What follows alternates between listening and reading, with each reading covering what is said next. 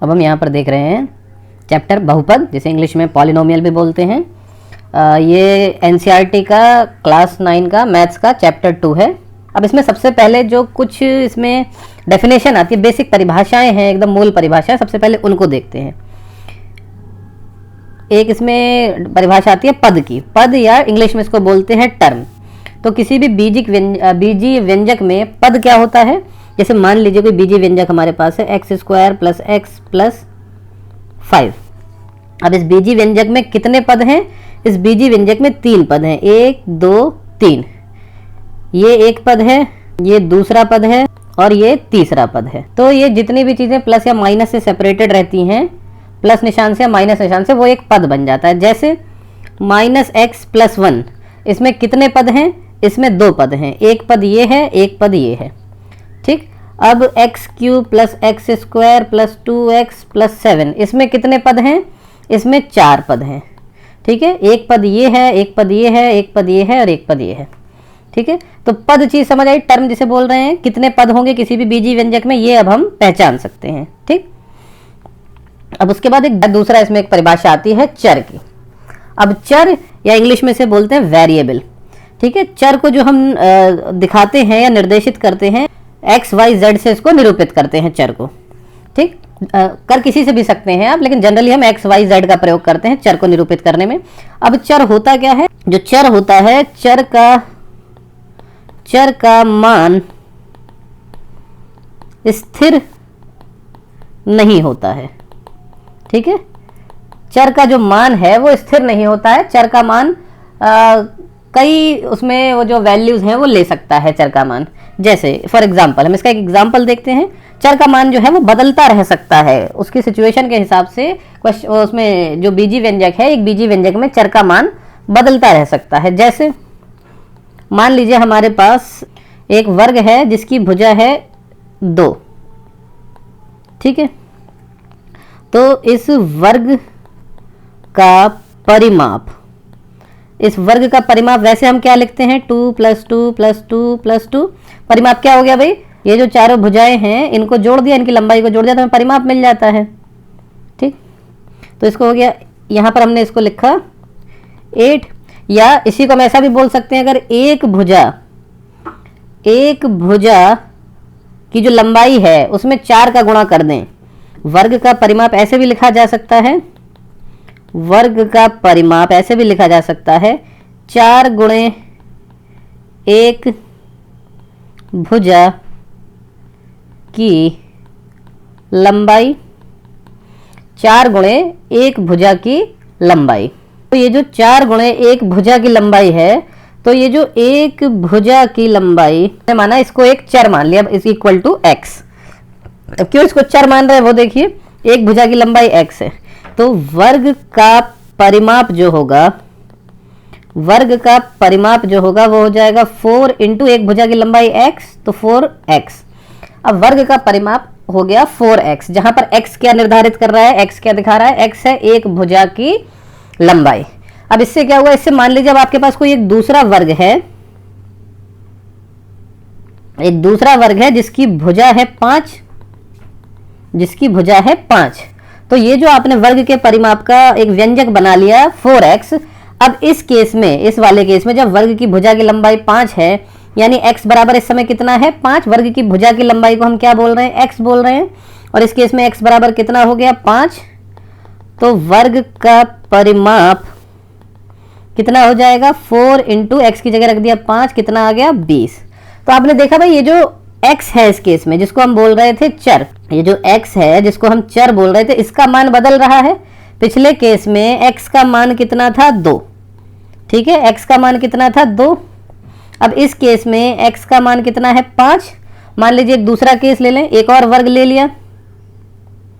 ठीक, इसमें मान लीजिए इस वर्ग की भुजा की लंबाई है 7, तो इस वर्ग का परिमाप कितना हो जाएगा? 4x ही होता है, 4। और इस बार x की वैल्यू कितनी है? x बराबर 7। x क्या है? एक भुजा की लंबाई है, तो 4 × 7, 4 × 7 कितना होता है? 28। तो इस बार वर्ग का परिमाप कितना है? 28। तो अभी आपको समझ आया, जो चर है जो चर है वो दिए गए क्वेश्चन या दी गई कंडीशन के हिसाब से वो बदलता रहता है, ठीक है, दी गई कंडीशन के हिसाब से वो बदलता रहता है। तो जब वर्ग का परिमाप हमने 4x निकाला तो वर्ग का परिमाप 4x निकाला तो वो जो x था वो 5 भी हो सकता है, वो 7 भी हो सकता है, वो 2 भी हो सकता है, जैसा कि हमें दिया हो। ठीक, इसी का एक और एग्जाम्पल देखते हैं। कल हम बात कर रहे हैं अब वर्ग के क्षेत्रफल के बारे में बात कर रहे हैं। तो वर्ग का क्षेत्रफल क्या होता है भाई? मान लीजिए वर्ग है हमारे पास एक, इसकी भुजा है, इसकी भुजा की लंबाई है 3, वर्ग की सभी भुजाएं बराबर होती हैं। तो वर्ग का क्षेत्रफल अगर हम बात करें, वर्ग का क्षेत्रफल क्या होगा भाई? भुजा का स्क्वायर होता है वर्ग का क्षेत्रफल। वर्ग का क्षेत्रफल क्या होता है? जो भुजा है उसकी घात 2 कर दें, उसका स्क्वायर कर दें तो वर्ग का क्षेत्रफल निकल आता है। अब यहाँ हो जाएगा 3 का स्क्वायर कितना? 9।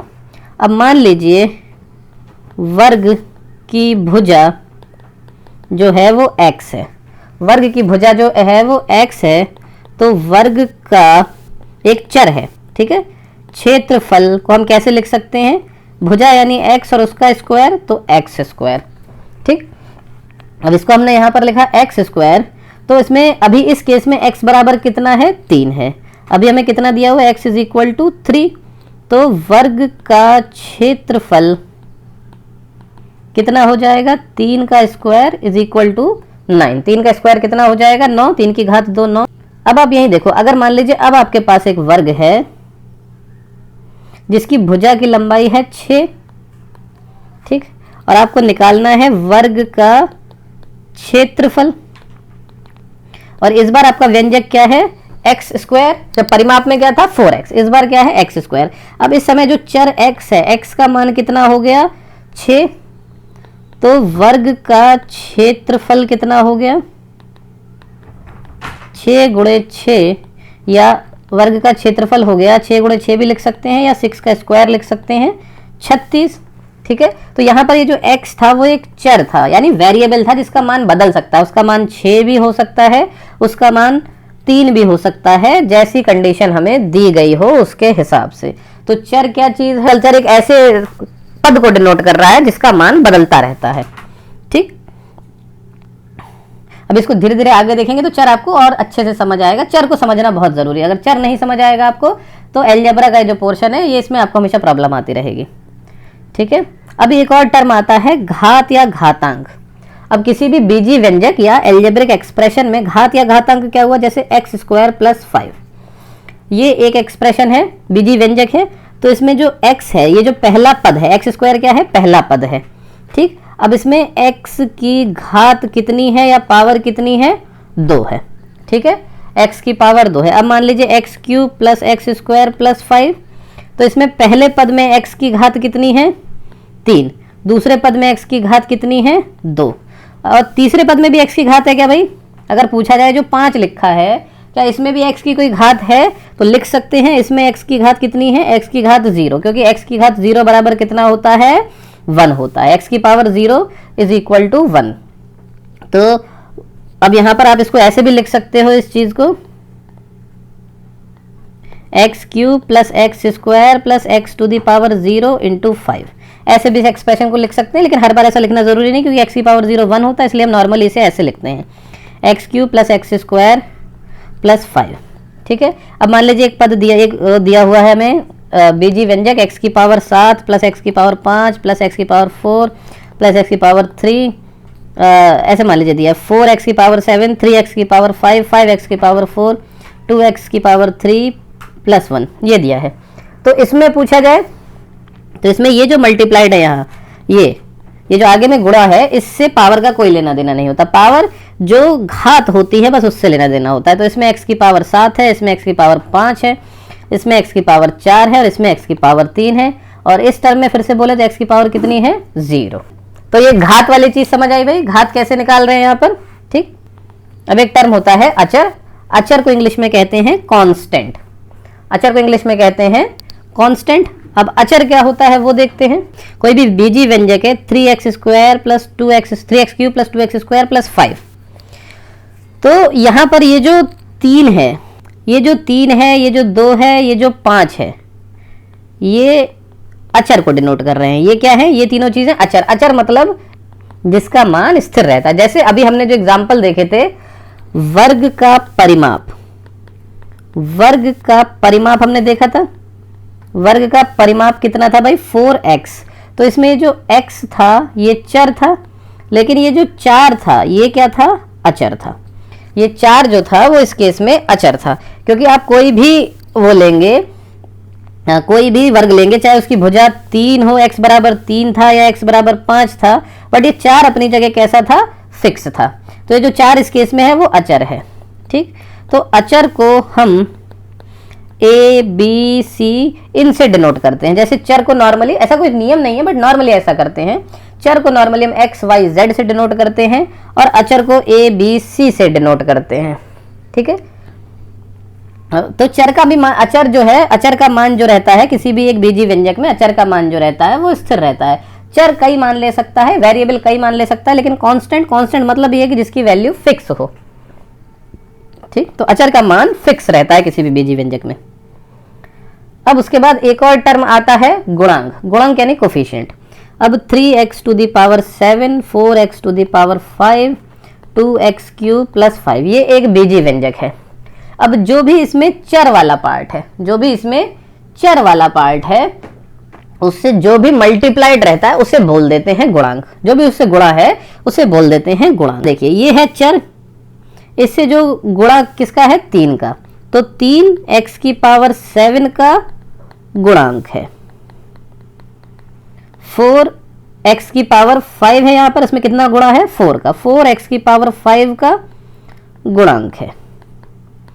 यहाँ पर देखिए x क्यूब, ये चर है x, तो उससे गुणा कितना है? 2x की पावर क्यूब का गुणांक है। ठीक है, या मान लीजिए ऐसा दिया -x to the power 3 plus 2x square plus 7। अब यहाँ पर देखिए इस पहले वाले पद में गुणांक क्या होगा? x जो है वो चर है, तो x क्यूब इसको ऐसे लिख सकते हैं -1 into x cube plus 2 into x square plus 7। तो -1 क्या हो गया? x क्यूब का गुणांक हो गया।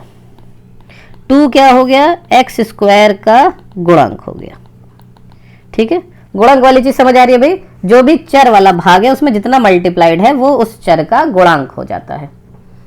ठीक, अब ये 3 जो बीजी सर्व समीकरण हैं वो हमने पिछली क्लास में देखा था। ये 3 फॉर्मूले हैं, इसको गुणनखंड के फॉर्मूले, फैक्टर के फॉर्मूले कहते हैं। इनको आपको याद रखना होगा, क्योंकि आगे 9वीं क्लास में, 10वीं क्लास में या आगे भी इनका बहुत ज्यादा प्रयोग होता है, जब आगे भी आप किसी चीज की तैयारी वगैरह करोगे, IIT वगैरह की। अब यहाँ देखो x प्लस वाई का square, x plus y whole, इसमें हमेशा ब्रैकेट का ध्यान रखना है भाई। इसको अगर आप ऐसे लिखते हो x प्लस वाई स्क्वायर, ये और x प्लस वाई का होल स्क्वायर, ये दोनों चीजें अलग हैं भाई। ये डिफरेंट है, ये डिफरेंट है। ठीक है, दोनों अलग अलग चीजें, तो हमेशा ब्रैकेट का ध्यान रखना है। x प्लस वाई का होल स्क्वायर बराबर x square plus y square plus 2xy। x minus y का whole square is equal to x square plus y square minus 2xy। और x square minus y square को क्या लिखते हैं? x plus y bracket into x minus y bracket. ठीक है, तो ये जो सर्व समीकरण है ये आपको याद रखना है, इनका हम आगे चल के काफी प्रयोग करेंगे इसका। ठीक, अभी हम बात करते हैं एक चर वाले बहुपद। इस चैप्टर में जो हम बात करेंगे वो एक चर वाले बहुपद। अब एक चर वाले बहुपद क्या हो गए? जैसे x square plus 2x plus 5, इसमें कितने वेरिएबल हैं? इसमें सिर्फ एक वेरिएबल है, एक चर है। यहाँ चर क्या है? चर है x। ठीक है, कौन एक चर वाला नहीं होगा? एक एग्जाम्पल देख लेते हैं, आगे उसका यूज नहीं करेंगे, 2 चर वाले हम बाद में देखते हैं। अगर ऐसा लिखा होता x square plus y square plus x plus 7, अब इसमें क्या? एक चर x है, दूसरा चर y है, तो ये वाला जो हो गया ये कैसे हो गए? 2 चर वाले बहुपद। 2 चर वाले बहुपद।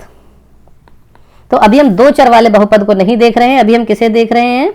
एक चर वाले बहुपद, जिसमें केवल x ही आएगा या सिर्फ y ही आएगा। जैसे अगर मान लीजिए ऐसा लिखा है 3y की पावर 7 प्लस 2y की power 5 plus y square plus 6। अगर आपको एक ऐसा लिख दिया है तो ये कितने चर हैं, कितने वेरिएबल हैं भाई? इसमें एक ही वेरिएबल है, एक ही चर है, एक ही चर y है। कौन सा चर है यहाँ पर? सिर्फ y। तो ये भी कैसा होगा भाई? ये एक चर वाला बहुपद होगा। ये एक चर वाला बहुपद। ठीक है। तो एक चर वाला है, तो चर चीज समझ आई भाई, एक चर और दो चर वाली चीज। तो इसको अभी नहीं देख रहे हैं हम, अभी हम सिर्फ इसको देख रहे हैं, एक चर वाले बहुपद को देख रहे हैं।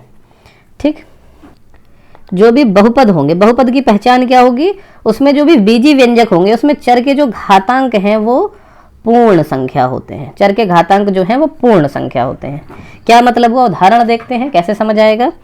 X cube plus 2x square plus 6, ये बीजी व्यंजक है। 3x की पावर 7, 2x की पावर 6, 1x x की पावर 5, 2x क्यूब प्लस 8, ये बीजी व्यंजक है।